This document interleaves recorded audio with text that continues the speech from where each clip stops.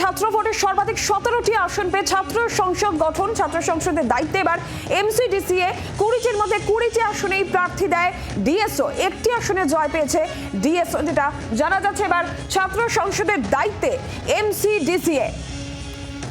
বিস্তারিত জানাবেন অয়ন শর্মা, রয়েছেন টেলিফোন লাইনে প্রতিনিধি অয়ন।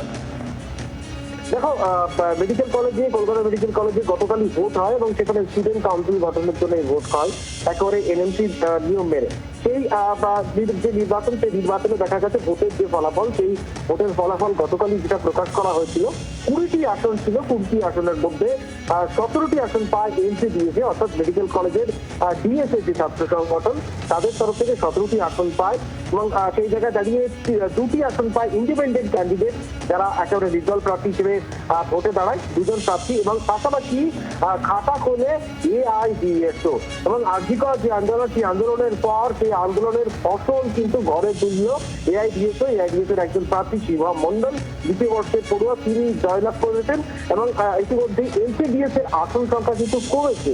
আর তোমাকে বলে রাখি, 2022 সালে যখন নির্বাচন হয়েছিল, সেই সময় এমসিডিএস এর যে আসন সংখ্যা 20টি আসনের মধ্যে তারা 3টি আসনে জয়লাভ করেছিল।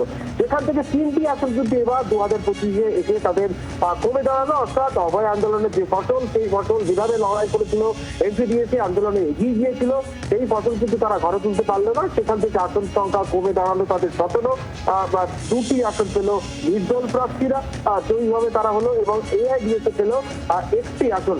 সব মিলিয়ে কলকাতা মেডিকেল কলেজে যদিও একাধিপত্য সেই এআইডিএসএর তরফ থেকে করতে পারলো না, তারা এমসিডিএস যারা, তারাই কাউন্সিল গঠন করছেন ইতিমধ্যেই। আর কিছুক্ষণের মধ্যে কলেজ কাউন্সিলের বৈঠক রয়েছে, সেই বৈঠকে নতুন যে কাউন্সিল গঠন করা হবে, সেই কাউন্সিলে দায়িত্বভার বুঝিয়ে দেওয়া হবে। অয়ন, ধন্যবাদ।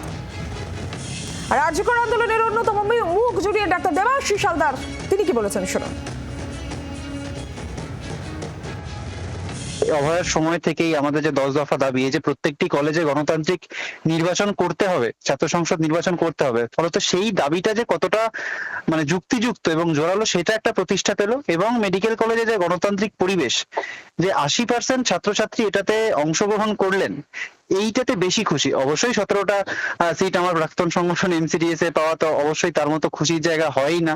একটা ইন্ডিপেন্ডেন্ট স্বাধীন সংগঠন হিসেবে সে এই জায়গাটা রাখলো।